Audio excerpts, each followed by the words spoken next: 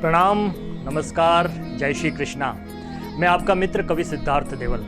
आज मेरा मन हुआ मित्रों कि मैं कुछ विशेष बात आपसे करूं। आप देखकर समझ ही गए होंगे, मैं अनन्य भक्त हूं श्रीनाथ जी का। पुष्टि मार्गी वल्लभ संप्रदाय की प्रधान पीठ है नाथद्वारा के अंदर, जहां आनंद कंद नंद नंदन प्रभु श्रीनाथ जी की उपासना होती है। हजारों भक्त रोज आते हैं। मेरी व्यक्तिगत आस्था भी वहां से है।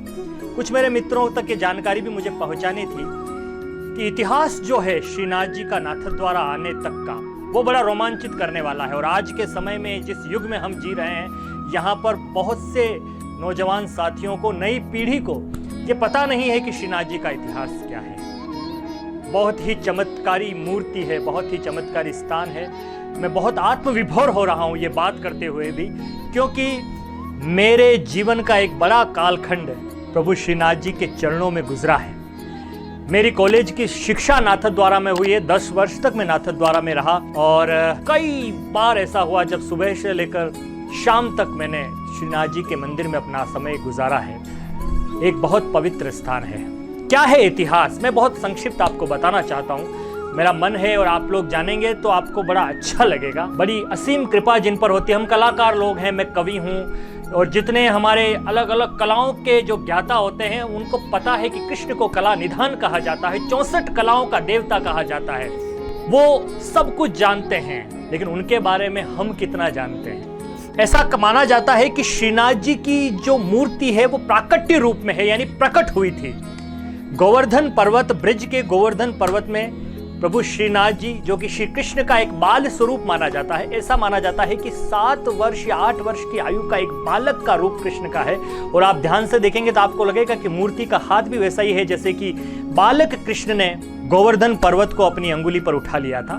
ठीक वैसी ही वो मूर्ति आपको प्रतीत होगी। बाबर से लेकर औरंगजेब तक जब मुगलों का शासन चल रहा था, मुगलों का समय काल चल रहा था, उसके साथ साथ पुष्टि मार्गीय संप्रदाय का इतिहास भी चलता है। भगवान श्री कृष्ण के श्रीनाथ के रूप में गोवर्धन पर्वत पर पूजा का कार्य वल्लभाचार्य जी ने किया। लेकिन इसी मुगल परंपरा में एक शासक आया जिसका नाम था औरंगजेब। और आप सब जानते हैं कि वो हिंदू धर्म का कट्टर दुश्मन था। उन्होंने पूरे देश के अंदर हिंदू मूर्तियों को तोड़ा। चारों तरफ हिंदुत्व को मानने वाले लोग, धर्म को मानने वाले लोग बड़े व्याकुल थे, परेशान थे। और दुर्भाग्य की बात है कि उसी औरंगजेब की वक्र दृष्टि ब्रिज पर, गोवर्धन पर्वत पर स्थित श्रीनाथ जी के मंदिर पर पड़ी। तो वल्लभ संप्रदाय के उस समय जो सेवा करने वाले थे वो थे वल्लभाचार्य जी के पुत्र और विठल दास जी के पौत्र, जिनका नाम था दामोदर जी। उनके काका गोविंद जी, वल्लभ जी, ये भी उनके साथ थे। तो इन्हें लगा कि अब यहाँ से प्रभु श्रीनाथ जी के इस स्वरूप को कहीं सुरक्षित स्थान पर ले जाना पड़ेगा। पूरे देश के लोग, पूरे देश के राजा औरंगजेब के विरोध में जाना नहीं चाहते थे, वो डरते थे। लेकिन वहां से, ब्रिज से इस विग्रह को, श्रीनाथ जी के सजे हुए रथ को लेकर दामोदर दास जी अपने परिवार के लोगों के साथ ब्रिज छोड़कर निकल पड़े। वहां से वो आगरा गए। आगरा से ग्वालियर, चंबल के किनारे होते हुए कोटा पहुंचे। कोटा से वो अजमेर की तरफ पुष्कर के पास में कृष्णगढ़ आए, जिसे हम इन दिनों किशनगढ़ नाम से जानते हैं। कृष्णगढ़ के बाद में वो जोधपुर आए और चौपासनी में कुछ समय उन्होंने वहां पर उस रथ स्वरूप को रखा और प्रभु की आराधना वहीं पर शुरू की। उस समय हमेशा धर्म को आश्रय देने का काम मेवाड़ के राजघरानों ने किया है। उस समय सर्वाधिक ताकतवर, यशस्वी और औरंगजेब से लेश मात्र भी नहीं डरने वाले राजा मेवाड़ में शासन कर रहे थे, जिनका नाम था महाराणा राज सिंह। जब राज सिंह जी को ये निमंत्रण मिला, जब राज सिंह जी को ये पता चला कि श्रीनाथ जी के इस पवित्र प्राकट्य स्वरूप को कहीं सुरक्षित स्थान पर रखना है, तो उन्होंने अनुरोध किया कि क्यों ना मेवाड़ आया जाए। वहां से वो रथ चौपासनी, जोधपुर से होता हुआ एक जगह पर आया जिस स्थान का नाम है सिहाड़। सिहाड़ में जब भगवान प्रभु श्रीनाथ जी का रथ पहुंचा तो ऐसी एक किंवदंती है, ऐसी एक लोक कथा है कि उस रथ का पहिया सिहाड़ के वहां आकर मिट्टी में धंस गया। बहुत कोशिश की सबने निकालने की, लेकिन वो पहिया निकाल नहीं पाए। तब प्रभु श्री कृष्ण के साथ ब्रिज से आए हुए उनके सेवकों ने ये माना कि ये भगवान का आदेश है कि अब वो यहाँ पर विराजेंगे। वो क्षेत्र मेवाड़ में आता था।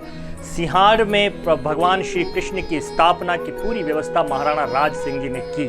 वही सिंहाड़ प्रभु श्रीनाथ जी का भव्य मंदिर के रूप में जब आगे बढ़ा तो उसी सिंहाड़ क्षेत्र का नाम श्रीनाथ द्वारा पड़ गया, जहाँ पर अभी श्रीनाथ जी का बहुत भव्य अलौकिक मंदिर है। वो ईश्वर जिनकी हम पर कृपा है, वो किन संकट कालों में धर्म को बचाने वाले लोगों ने किस तरह से इन मंदिरों की रक्षा की होगी, ये बताना मेरा उद्देश्य था। और चूंकि बाल स्वरूप में है ये कृष्ण का मंदिर, तो यहाँ पर जैसे जो बच्चे के साथ क्रीड़ाएं होती है, जो बच्चे की जीवन शैली होती है, उसी जीवन शैली का पूर्ण पवित्रता के साथ और नियम के साथ पुष्टि मार्गी संप्रदाय वल्लभ संप्रदाय के नियमों के अनुसार उसकी पालना की जाती है। सुबह मंगला के दर्शन होते हैं, उसका समय सर्दी में अलग होता है, गर्मी में अलग होता है। जिस प्रकार से एक शिशु सर्दी और गर्मी के मौसम में अलग अलग व्यवहार करता है, उसी व्यवहार के समय काल के अनुसार 8 प्रकार से भगवान श्रीनाथ जी के दर्शन होते हैं। वो सारे दर्शन अपने आप में अलौकिक हैं, हमारी अलग अलग तरह की समस्याओं के, हमारे संकटों का निवारण करने वाले हैं। मैं उस मंदिर में कई बार बैठा हूँ और जितनी बार मैं बैठा हूँ मुझे एक अलग सी आध्यात्म शक्ति का एहसास हुआ है। मुझे ये विश्वास हुआ है कि मेरे ऊपर कोई बहुत बड़ी कृपा है। उस कृपा के उस बड़े मंदिर का नाम है प्रभु श्रीनाथ जी का मंदिर नाथद्वारा में, जो उदयपुर से लगभग 50 किलोमीटर की दूरी पर है। आप कभी भी मेवाड़ में आए, कभी भी उदयपुर घूमने आए, कभी भी किसी भी कारण से यदि आप उदयपुर आते हैं, तो मेरा आप सबसे अनुरोध रहेगा कि आप श्रीनाथ जी के दर्शन अवश्य करें, भगवान श्री कृष्ण के चरणों में अपने आप को समर्पित करें। यहाँ पर जो भक्त होते हैं उनका आह्वान करने का तरीका भी अलग है। वो श्री गिरिराज धरण की जय कहते हैं, श्री गिरिराज धरण की जय हो, कृष्ण कन्हैया लाल की जय हो, दाऊ दयाल की जय हो, मोर मुकुट बंसी वाले की जय हो, लडुआ निधान की जय हो, लड्डू गोपाल की जय हो। यह आह्वान है उस ईश्वर का, उन प्रभु श्रीनाथ जी का, जिनकी हम पर असीम कृपा है। और हम हमेशा ये चाहते हैं कि धर्म की ये ध्वजा चारों तरफ फहराती रहे, उनका आशीर्वाद हम पर मिलता रहे। मैं इस वीडियो का समापन नाथद्वारा के ही मेरे साहित्यकार मित्र लोकेश महाकाली के एक छंद से करना चाहता हूँ। क्या अद्भुत जगह है नाथद्वारा कि आठों ही प्रहर जहाँ लहर लहर कर फहराती धर्मशील ध्वजा अविराम है। मंगला श्रृंगार ग्वाल राजभोग उत्थापन, भोग आरती शयन दर्शन ललाम है। अन्नकूट जन्माष्टमी नंद महोत्सव जैसे महापर्व वर्ष भर हर्ष प्रतियाम है।